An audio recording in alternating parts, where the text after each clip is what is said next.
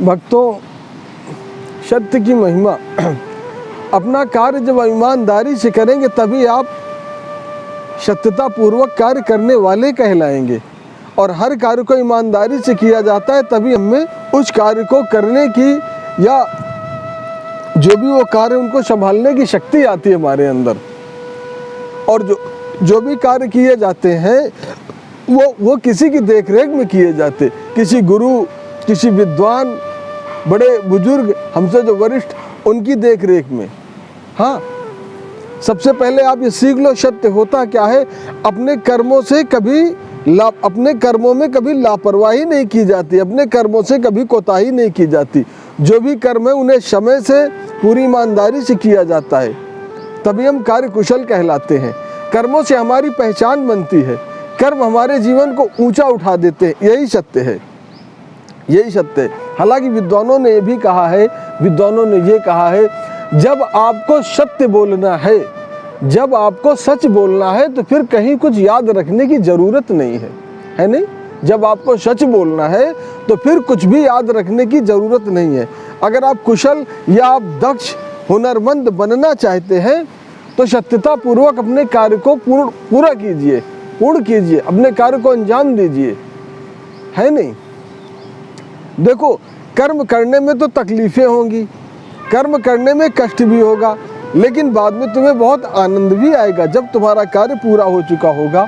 कार्य से फल मिलता है, जब तुम्हें फल मिल जाएगा तो तुम आनंद में रहोगे। हाँ और अपने कार्य के प्रति असत्य भी नहीं बोला जाता, सच बोला जाता अपने कार्य के प्रति। हाँ, देखो, ये कहा तो यहाँ तक गया, ये भारत देश गुरुओं का देश है। क्या कहा गया? भारत देश गुरुओं का देश है। लेकिन क्या आप में वो शक्ति है जो आप गुरुओं को समझ सके, या आप में वो शक्ति है जो गुरुओं के रास्ते पे चल सके?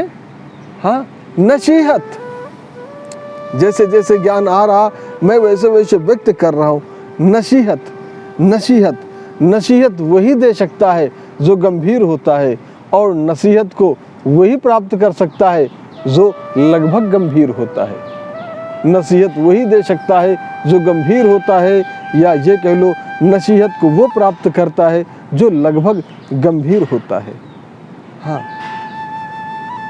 शिक्षा से सदाचार का जन्म होता है, और शिक्षा हमारे संस्कारों से प्राप्त होती है।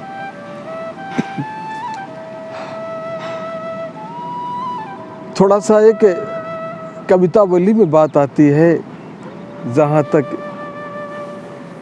कि जलजला भी आता है और पक्षी भी चहचहाते हैं, पक्षियों की एक कलरव आवाज़ भी आती है, लेकिन क्या आपको किसी के आंसुओं का मोल प्राप्त है? आंसुओं का क्या मोल होता है? लोगों के आंसुओं की क्या कीमत होती है? क्या आपको ये पता है? शायद जवाब भी आएगा नहीं। तो मेरा मानना है दूसरों का दुख या दूसरों का दर्द भी आपकी समझ में तो आ जाएगा, लेकिन पहले आप सत्कर्म करके तो देखें। जीवन तो स्वर्ग में बना बनाया ही हुआ है। हाँ, बस हम अपनी क्षमता को भूले बैठे हैं। स्वर्गमय क्षमताएं हमारी कैसी हैं, ये तो हम भूले बैठे हुए हैं।